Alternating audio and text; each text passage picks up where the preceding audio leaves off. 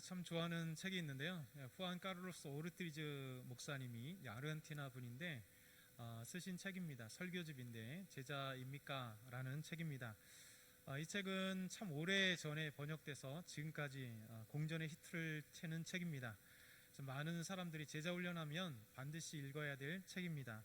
그래서 제가 1994년 3년 정도에 처음 읽고 너무 은혜되었고 지금까지 수십 번을 보았던 책입니다. 이 책의 제목은 제자입니까? 라는 책이에요. 지금까지 64세 정도 찍었으니까 30년 정도 번역된 지 30년인데 매 해년마다 2번 정도씩 계속 찍어냈다는 거면 어마어마한 베스트셀러죠. 그만큼 내용이 쉽고 설교기 때문에 내용도 쉽을 뿐만 아니라 우리가 신앙생활하는데 아주 중요한 것들을 잘 짚어줘요. 그래서 여러분이 기회가 되시면 후안 카를로스 오르티즈 목사님의 제자입니까? 두란노에서 나왔는데요. 이 제자입니까는 꼭 사서 보시면 큰 도움이 되고 영적 성장에 아주 중요한 책이 될 것 같습니다. 오르티즈 목사님이 이 책 가운데 이런 얘기를 합니다. 본인이 이제 그 아르헨티나 분이었기 때문에 아르헨티나 한 교회에 184명에 출석하는 교회 출석하는 그 교회에 담임 목사로 부임을 했어요. 그리고 이제 2년 동안 정말 열정적으로 목회를 하고 기도하며 하나님 말씀을 전하면서 한 2년 만에 600명이 출석하는 거의 400명이 넘게 부흥하는 놀라운 일이 벌어졌습니다.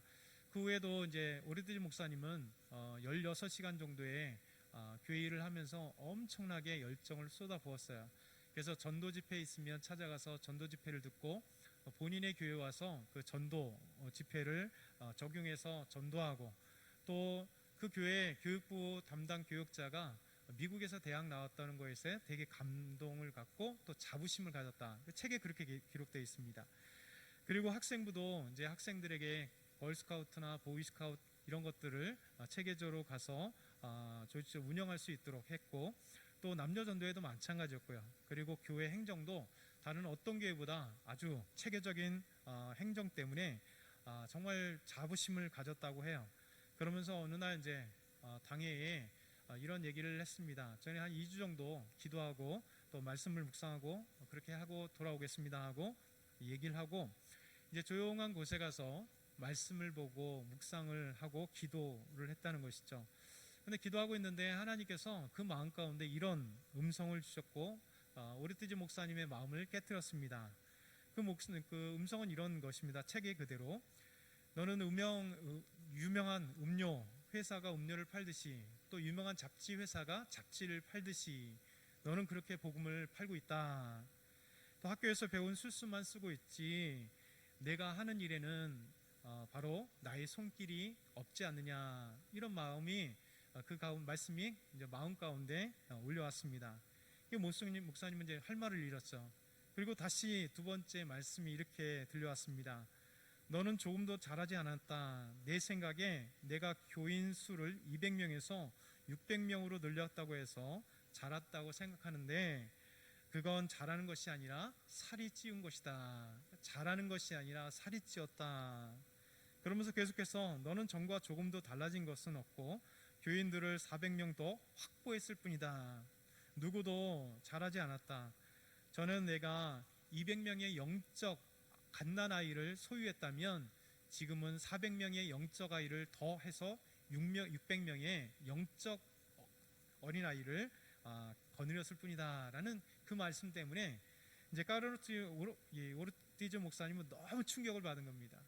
정말 16시간의 시간을 들이고 정말 열정적으로 목회했고 2년 만에 184명이 600명으로 성장하는 놀라운 일이 벌어졌고 정말 자기 교회를 봐도 모든 성도들과 본인은 자부심을 가졌던 그런 교회인데 주님은 그렇게 생각하지 않았다는 거예요. 그것 때문에 이제 오르티즈 목사님은 마음에 큰 충격을 받고 내가 도대체 목회를 무엇이 잘못됐을까? 내가 지금 설교했던 이 설교 말씀이 무엇이 잘못되었을까? 목회의 모든 행정과 모든 것이 무엇이 잘못됐을까를 고민하면서 결국은 성장하는 그리스도인 영적인 성장에 그 초점을 놓쳤다는 것을 알게 된 것이죠. 여러분 우리가 마치 그런 것 같아요. 어느 교회나 우리 한국교회도 마찬가지입니다. 우리 모두가 교회 성장은 참 중요하죠. 한 영혼들이 예수 믿고 구원받는 것 중요하잖아요. 근데 어느 순간에 한 영혼의 회심과 그리고 그의 영적인 자람과 그리스도인으로 아름답게 성장하는 것보다는 주일날 교회에 몇 명이 참석했는지 그 숫자를 세기 바빠요.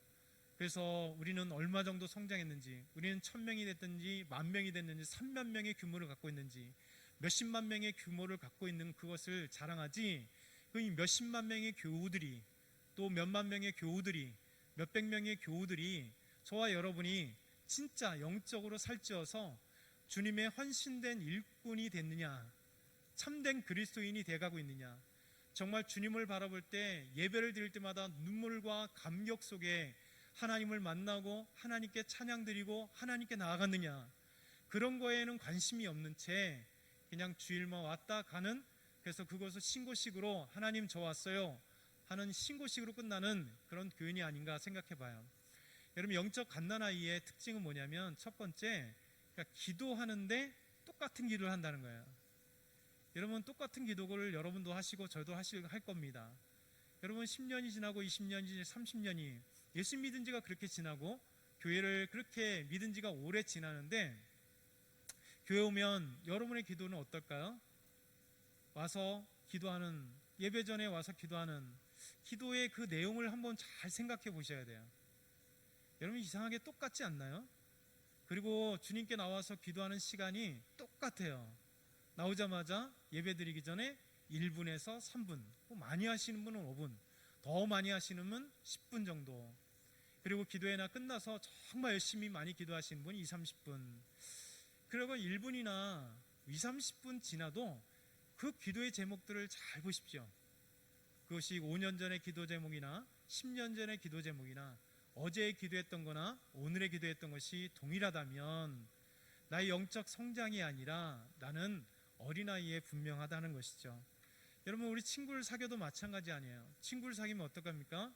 처음에 모르는 상태에서 너 나이가 몇 살이니? 물어보기도 하고, 그럼 부모님들이 누구야? 가족 상태 물어보고, 어디서 자랐는지, 어느 대학을 나왔는지, 아니면 초등학교를 어디 나왔는지, 이런 정보들을 처음에 알아가잖아요.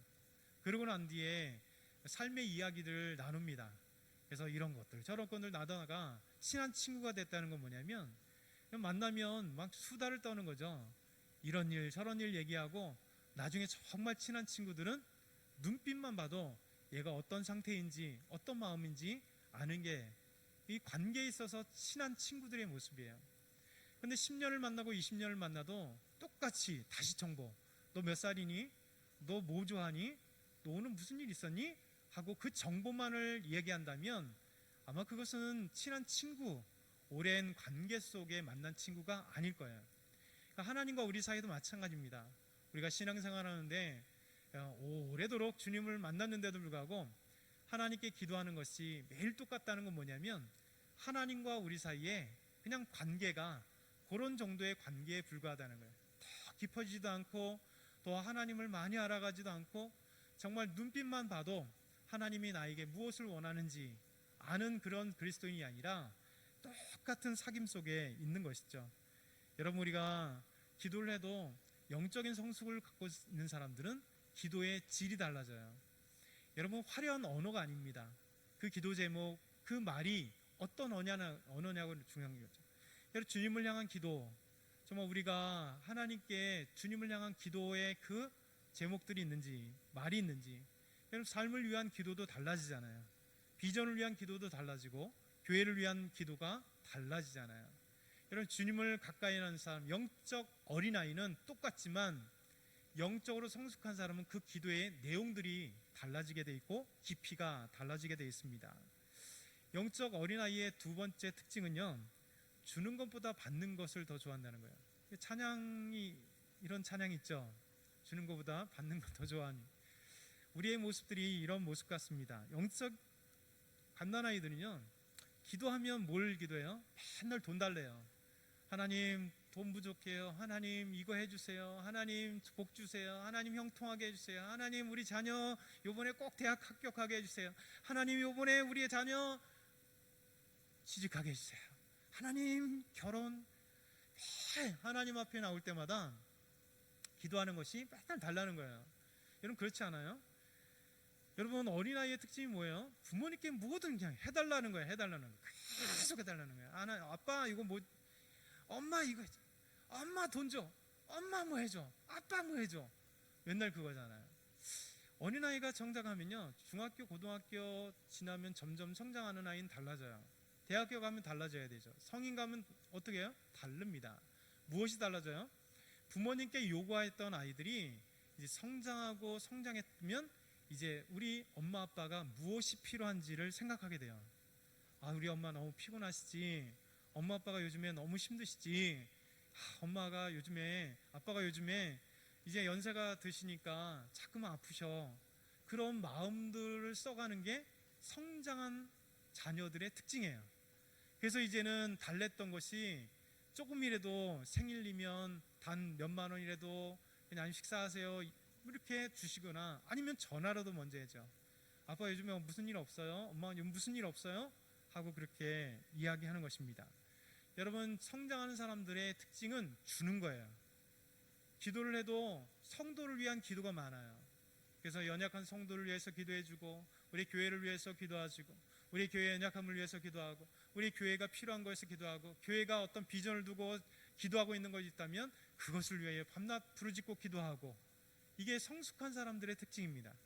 그런데 갓난 아이들은 자기 것만을 위해서 맨날 달라는 기도밖에 할 수 없어요. 여러분, 그 기도도 중요하죠. 그러나 그것만 갖고 있다면, 맨날 돈만 달라고 기도하고 무엇인가 하나님 앞에 요구만 한다면, 그것은 성숙한 그리스도인이 아니라 영적 갓난아이의 특징을 가지고 있는 것입니다. 우리 영적 성숙한 사람들은 이제 주님을 위해서 무엇을 할까, 하나님 나라를 위해서 어떻게 살 것인가에 대해서 좀 더 관심을 갖는 거죠. 셋째는요, 교회 일꾼이 없다는 게 영적 아이들이 많은 교회의 특징이고 우리들의 모습입니다. 여러분, 교회를 10년 다니고 20년 다녀도 주일 예배만 딸랑 드리고 가는 분들, 여러분 분명히 기특하죠. 그러나 하나님 보실 때 가장 가슴 아플 거예요. 왜냐하면 성장이 없거든요. 교회만 와서 그냥 딸랑 체크하고 가는 거예요. 하나님 저 예배 드렸어요? 그리고 안 와요. 그리고 하나님을 향하여 어떤 일도 없어요. 여러분 개인적으로 하는 것도 있겠죠. 그러나 여러분 중요한 것은 하나님을 위해서 해야 돼요. 우리가 교회들마다 연말이 되면 참 일꾼 찾기가 어렵잖아요.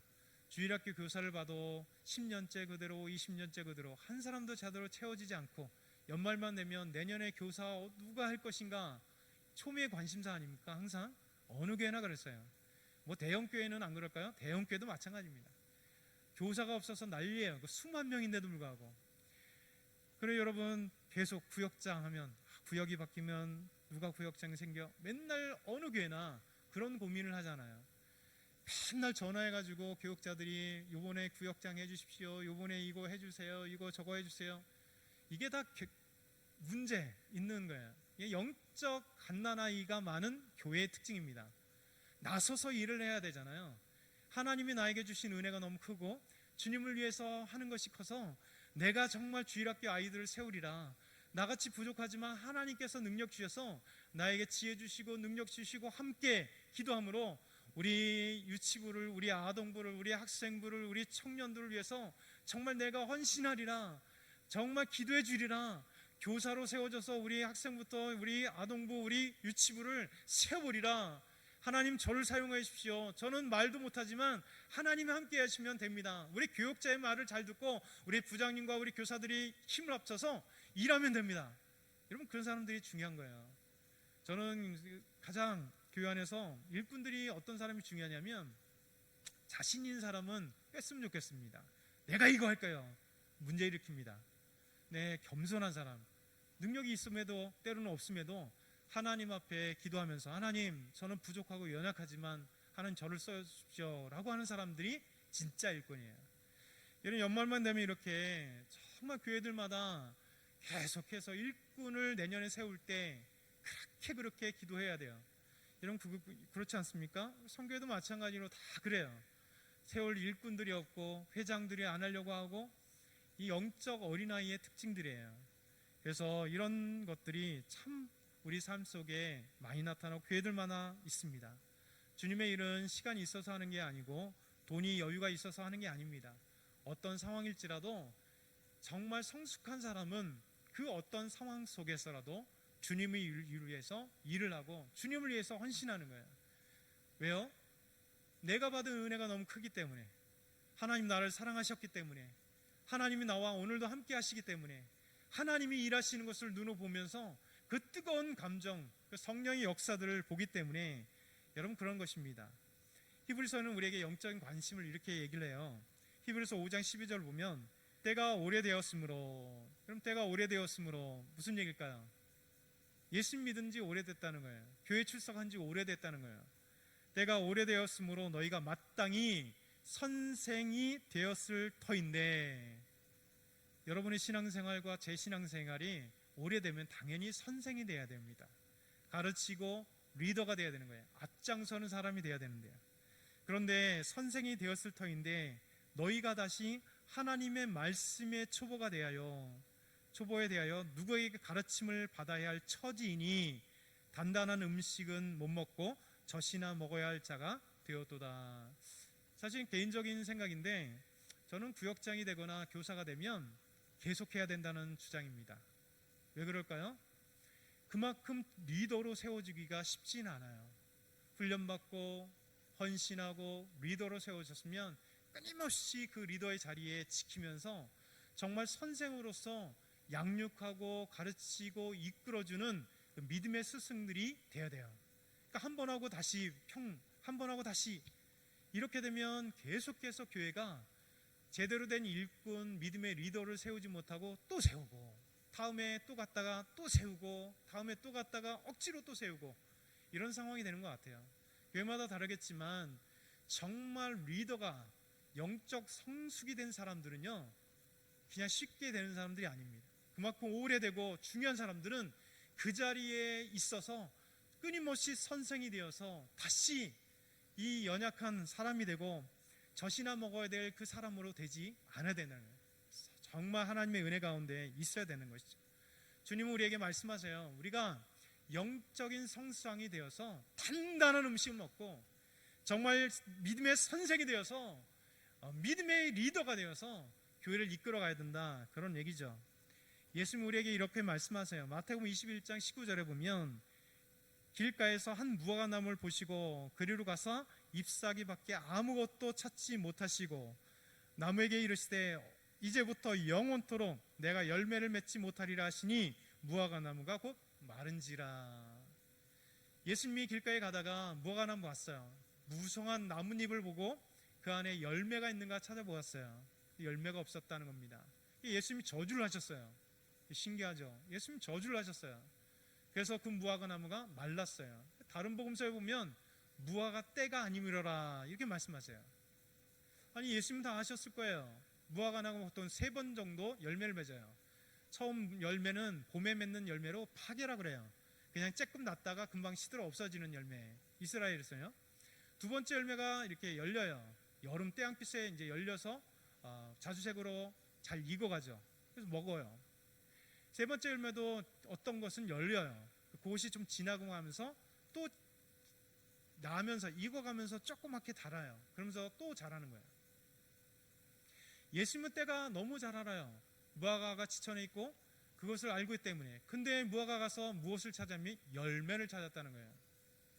여러분, 주님께서 우리에게 말씀하시는 것은 우리가 때를 얻든지 못 얻든지 우리 삶 가운데 믿음의 열매를 찾아보실 때 믿음을 보여드려야 되는 거예요. 주님께 우리의 믿음을 보여드리고 우리의 삶을 보여드리고 언제든지 하나님 앞에 기도의 모습을 보여드리고 언제든지 헌신하는 모습을 보여주어야 된다는 겁니다. 여러분, 주님께서는 우리에게 무화과 잎사귀만 가득한 그런 열매 없는 그런 무화과를 원치 않으세요. 교인들은 많은데 일꾼을 찾아볼 때 일꾼이 없어서 허탕을 치른 그런 교회를 찾길 원하지 않는다는 거예요. 예수님은 계속해서 말씀하세요. 누가복음 13장 6절부터 9절 말씀 보면 예수님께서 비유를 말씀하세요. 여러분, 포도원이 있었습니다. 그 포도원에 무화과나무를 심었습니다. 3년이 되었어요. 주인이 와서 그 무화과나무에 열매가 있는가 살펴봤더니 없어요. 그래서 종에게 얘기합니다. 이 무화과 나무가 쓸데없다. 땅만 버리게 되니까 잘라버려라. 그때 종이 나타나서 이 주인에게 간절히 간청을 합니다. 주인님, 제가 1년만 좀 더 보겠습니다. 여기에 거름을 주고 열심히 해서 이 무화과 녀석이 이 열매를 맺을 수 있도록 한번 해보겠습니다. 기회를 주십시오. 이렇게 얘기를 합니다. 여러분, 무슨 얘기일까요? 그 뒤에 열매를 기회를 주고 열매를 맺지 않으면 찍어버리라고 했어요. 저와 여러분에도 마찬가지입니다. 정말 우리 교회 안에, 많은 교회 안에 저와 여러분이 마찬가지로 우리의 삶에 열매가 있어야 됩니다. 믿음의 열매가 있어야 됩니다. 반드시 믿음의 열매들이 나타나야 되는 거예요. 교회 땅만 밟는 게 아니라 정말 이 교회, 하나님의 교회에서 하나님께 열매를 드릴 수 있는 날매 11조의 열매들이, 감사의 열매들이, 이 물질의 그런 헌금의 열매들도 가득해 오고, 왜 헌금을 드릴까요? 삶에 감사해서 온전히 드리는 거잖아요. 내 시간을 하나님께 드려야 돼요. 시간이 없더라도 교회 와서 잠깐 기도하고 가고, 이제 다들 막 멀리 이사 가셨지만 정말 주님을 위해서 집에서라도 잠깐이라도 시간을 내어서 5분, 10분 하나님께 기도하고, 교회가 가까운 지나가는 일이 있으면 교회 와서 또 기도하고, 저녁에라도 와서 기도하고, 일주일에 한번 시간을 나서 토요일이면 나와서 기도하고, 이런 주님께 향한 열정들과 그 열매들이 필요하다는 것이죠. 여러분, 교인은 많은데 잎사귀만 무성한데 열매가 없다면, 일꾼을 부르려고 하는데 찬양팀에 찬양을 쓰려고 하는데 찬양할 사람이 매일 그 사람밖에, 1년이 돼도 3년이 되고 6년이 되고 7년이 돼도 그 사람들밖에 없다면 슬픈 일일 거예요. 찬양대회도 마찬가지로 가득 차야 되는데 코로나 때문에 듬성듬성이지만 정말 찬양으로 영광 돌릴 수 있는 그 일꾼을 찾는데 정말 없다면 가슴 아픈 거죠. 우리 교회가 300명이 되는데 지금 코로나 때문에 100명이 못 오고 있습니다. 사실은 오셔야 되죠. 오셔야 됩니다.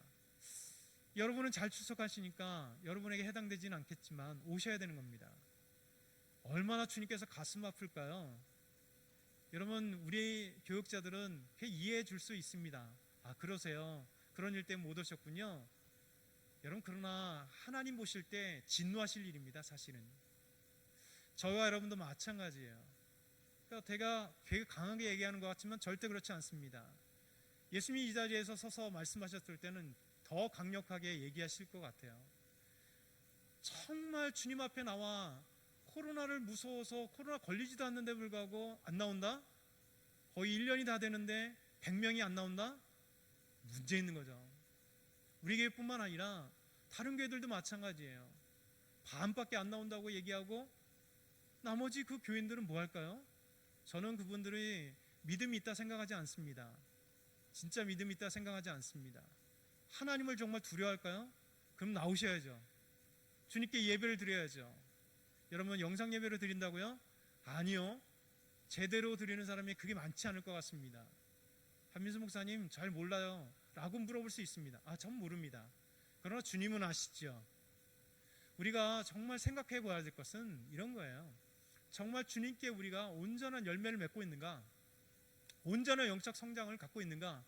가지만 무성할 뿐이지, 출석하는 성도가 이만큼 자랑할 뿐이지, 진짜 주님께 열매를 드릴 수 있는 그 열매의 사람이 얼마나 되느냐, 이게 진짜 중요하다는 생각이 듭니다. 하나님의 놀라운 진노가 우리 안에 있으면 저희들은 그 진노를 감당할 수 없겠죠. 우리는 다시 한번 우리를 자신을 채찍질해야 됩니다. 주님께 온전히 헌신하는 것 같지만 주님은 그것보다 더 원합니다. 여러분, 계단과 같아요. 한 계단 성숙한 사람은 두 계단을 오르길 원하고, 두 계단 원하는 사람은 하나님은 세 계단으로 더 올리길 원하고, 계속해서 믿음의 성장이 되어서 죽을 때까지 우리는 그 자리에 물러있는 게 아니라 한 단계 올라가고 또 한 단계 올라가고, 주님께서 원하시는 그 모습처럼 예수님께서 이 땅을 오셔서 하나님의 영광을 보이시고 이 인간의 낮고 천한 모습으로 오셔서 자기가 십자가 죽기까지 복종하시고 하나님의 말씀에 순종했던 것처럼 우리 자신에게 원하시는 것은 진짜 하나님을 향한 순종이요, 하나님을 향한 헌신이요, 하나님께 나아가 우리의 열매를 보여줄 수 있는 영적 성장이 원한다는 것이죠. 여러분, 이것이 주께서 우리에게 원하시는 겁니다. 오늘 말씀 11절과 12절 보면 이렇게 얘기해요. 그가 어떤 사람은 사도로, 어떤 사람은 선지자로, 어떤 사람은 복음 전하는 자로, 어떤 사람은 목사와 교사로 삼으셨으니 이는 성도를 온전하게 하며 봉사의 일을 하게 하며 그리스도의 몸을 세우려 하심이라. 주님께서 우리에게 각자의 직분을 주셨어요. 여러분, 이 직분이 얼마나 영광스러워요. 하나님 앞에 아무 별 볼 일 없는 우리, 정말 별 볼 일 없는 우리, 그럼에도 하나님은 구원해 주시고 우리에게 어마어마한 직분들을 주셨어요. 사도로, 선지자로, 복음 전하는 자로, 목사와 교사로, 찬양대로, 또 주차 봉사로, 우리가 또 하나 여러 가지 부역장으로, 정말 하나님 앞에 곳곳마다 숨겨져 있는 교사로, 정말 아름다운 그런 직분을 주셨대요. 여러분, 그 직분 준 것이 저희들은 감당할 수 없는 은혜예요. 내가 잘해서요? 절대 그렇지 않습니다. 그건 교만한 생각입니다. 제가 공부를 잘해서요? 아닙니다. 하나님 그런 사람 쓰지 않습니다. 내가 하나님께 열심히 투철해서요? 아니요. 하나님은 부족한 모습을 보시기 때문에 쓰시는 거예요. 하나님은 그런 하나님을 위한 열정을 보고 불쌍히 여기셔서 우리를 쓰시는 거예요. 하나님 우리에게 놀라운 직분들을 주셨습니다. 그 이유가 뭘까요? 이는 왜냐하면 그 직분들을 주셨냐면 성도를 온전하게 하여. 여러분, 우리가 직분을 받은 이유는 나를 위한 직분이 아니라 나를 통하여 하나님이 일하셔서 성도들, 우리 동산교회 모든 성도들이 온전하게 되는 것, 다른 말로 하면 믿음의 성숙이 있게 하는 것, 어린아이의 신앙을 벗어나 성숙이 있게 하는 것으로 우리를 세우셨다는 겁니다. 그래서 봉사의 일을 하게 하며, 성숙한 사람은 반드시 봉사하게 되어 있습니다. 주일날 왔다 그냥 가지 않아요. 주님을 위해서 어떻게든지 남아 있어요. 여러분, 축도 끝나기 전에 도망가는 분들이 종종 있어요. 심각한 문제죠. 하나님이 두려운가, 결혼식이 더 두려운가 생각해 봐야 될 거예요. 그렇잖아요. 결혼식 5분 늦게 가는 게 오히려 축도 끝나고 하나님 앞에 진심으로 예배드리고 가는 게 옳겠죠. 우리 삶의 모습들은 그런 거예요. 뭐 저희는 밖에서 그냥 또 일찍 나가면 기도하고 이렇게 인사할 수 있어요. 교육자는 그럴 수 있습니다. 사실 저 같은 경우도 그래서 안 되죠. 혼내줘야 돼요. 사실은요. 하나님 보고 계십니다. 정말 예배를 온전히 드려야 됩니다 라고 얘기를 해야 돼요. 정말 그렇다면. 어느 순간에 우리 교회가 정말 교육자들도 어느 제도권 안에 하나의 이상한 사람들로 변했어요. 운전하는 사람, 어디 가면 뭐 하는 사람, 이런 어떤 기능인으로 변질된 한국교회의 모습이고 세상의 교회의 모습이에요. 성경 속의 교육자나 우리 장로님들이나 권사님들이 그렇지 않아요. 여러분과 저 교육자, 여러분 모두는 하나님의 사람이에요. 그게 정말 믿음의 성숙을 위하여 애쓰는 참된 리더라고 얘기해요. 그런데 점점 그런 모습들이 사라져버린 것입니다.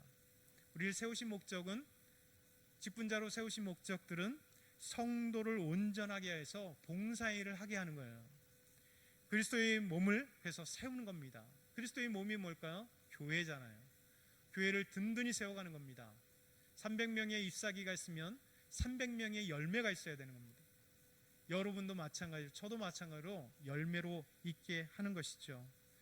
여러분, 성숙한 그리스도인은 분열하지 않아요. 성숙한 그리스도인은 교회 일을 하다가 싸우지 않습니다. 성숙한 그리스도인들은 교회 일을 하다가 상처 주지도 않고 내지도 않습니다. 혹시 그럴 수 있습니다.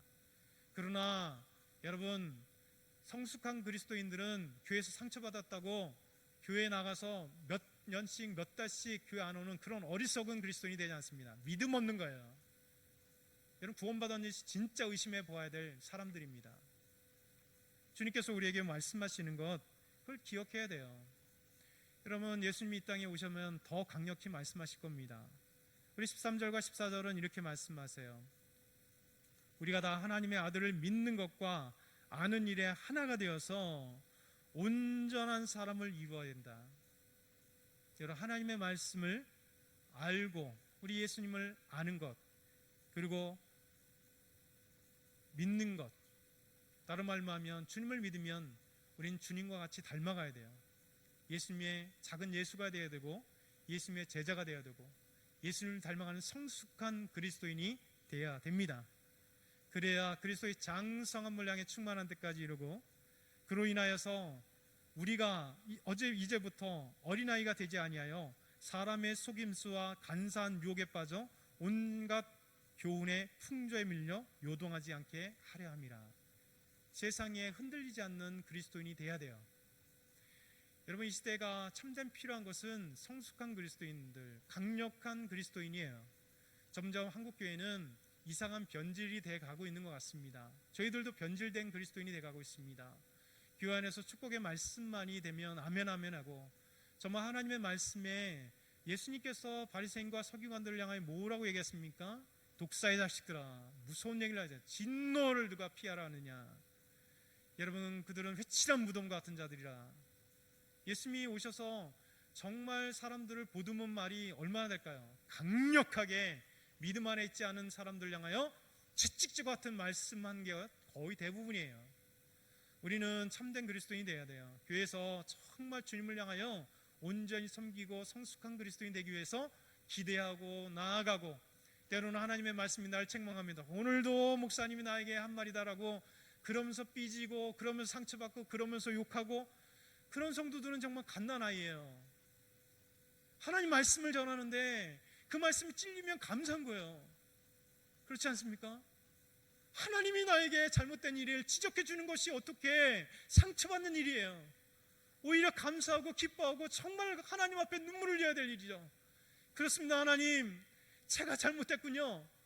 그렇습니다. 하나님, 제가 하나님 앞에 거짓 모습이었군요. 하나님, 그렇습니다. 제가 교회 와서 정말 이곳에 예배를 드려도 그냥 자리만 차지했지, 한 시간만 지났지, 정말 주님을 향하여 눈물을 흘린 적이 언제고, 주님께 나아가 찬양할 때 내 온 마음과 다하여 정말 찬양했던 적이 없었습니다. 정말 눈물을 흘려 회개하는 사람이 참된 성도인데 그렇지 못하잖아요. 저 여러분이 정말 주님을 향하여 달려나가야 될 때입니다. 이 시대가 진짜 코로나19 때문에 저주받는 모습이 보여져요. 성숙한 그리스도인들이 있는지 없는지 양과 염소가 갈라질 때 그런 모습 같아요. 정말 현실을 직시해줘야 됩니다. 믿음의 현실을 직시해줘야 됩니다. 우리의 모습이 아니라 하나님의 눈으로 보고 예수님의 눈으로 세대를 바라봐야 될 것 같아요. 그리고 저희 자신들을 바라봐야 될 것 같습니다. 얼마나 많은 것으로요 빠져나가는지요. 얼마나 많은 것으로요 여러분 하나님 앞에 그냥 타협하고, 하나님 앞에 이것 때문에 못 가요, 저것 때문에 못 가요, 이것 때문에 힘들어요, 저것 때문에 힘들어서 애기 봐줘야 되고 힘들어요. 분명히 힘들죠. 근데 주님 앞에 나오는 게 더 중요하지 않을까요? 애기 보는 것, 그 아기를 데리고 교회 나와서 예배 드리는 게 더 중요하지 않을까요? 아이들 밥 차려주는 것보다 그 아이들을 교회 차라리 데리고 와서 예배 참석하자 우리. 그리고 집에 가서 밥 먹자. 자녀들에게 진짜 믿음을 얘기하고 자녀들에게 정말 주님의 복음을 증거하는 게 더 낫지 않을까요? 어떻게 예수 믿는, 교회 다니는 그것, 교회 예배를 빠진 채 그런 것이 더 합당한 하나님 앞에 핑계거리가 될까요? 정말 목회자로 너무 답답해요. 인정을 해줘요. 아, 그래요 라고 얘기해줘요. 그러나 하나님은 그러지 않아요. 예수님은 그럴 수 없어요. 예수님 바라왔다라면, 온전히 구원을 얻었다면 어떻게 그런 일이 입술 속에 나올 수 있는지 정말 저는 가슴이 아파요. 이 시대에 진정한 믿음을 보겠느냐? 주님 말씀하시잖아요. 여러분, 저와 여러분이 이 시간에 참여한 저와 여러분은 오늘 진실했으면 좋겠습니다. 정말 우리 하나님 앞에 온전한 모습으로 나가야 되지 않을까요? 그냥 설교로 끝나는 것, 그렇다면 저도 가슴 아프고 여러분도 가슴 아플 거예요. 한민수 목사가 그냥 오늘도 책망의 소리를 했구나, 그것밖에 안 될 거예요. 근데 우리는 우리 자신을 좀 봅시다. 정말 우리 시대의 모습을 보면서 절망해 가시는 주님의 그 눈물을 한번 보아셔야 될 것 같아요. 우리 다시 정신 차려야 될 것 같습니다. 열매를 맺어야 돼요. 주님이 정말 열매를 찾을 때, 주님, 저 연약하지만 이런 열매를 주님께 드립니다, 주님 받으십시오, 그렇게 한번 했으면 좋겠습니다. 여러분, 이 시간에 먼저 함께 좀 기도했으면 좋겠습니다. 정말 눈물의 기도를 잠깐 기도했으면 좋겠습니다. 하나님, 저의 연약함을, 저의 뻔뻔스러움을, 저의 교만함을, 저의 하나님 앞에 그렇게 핑계 삼는 그 모습들을 용서해 주십시오. 정말 하나님 앞에 참된 열매를 맺기를 원합니다. 하나님 앞에 정말 하나님 앞에 나의 진실한 모습을 원견합니다. 우리 한번 같이 기도드리겠습니다. 하나님 아버지 감사합니다. 주님 아버지 연약한 모습입니다. 하나님 부족합니다. 연약합니다. 정말 거짓된 모습들입니다. 하나님 아버지 수많은 교우들이 아버지 교회를 찾지 않는 거 보면서도 눈물을 흘리지 않습니다.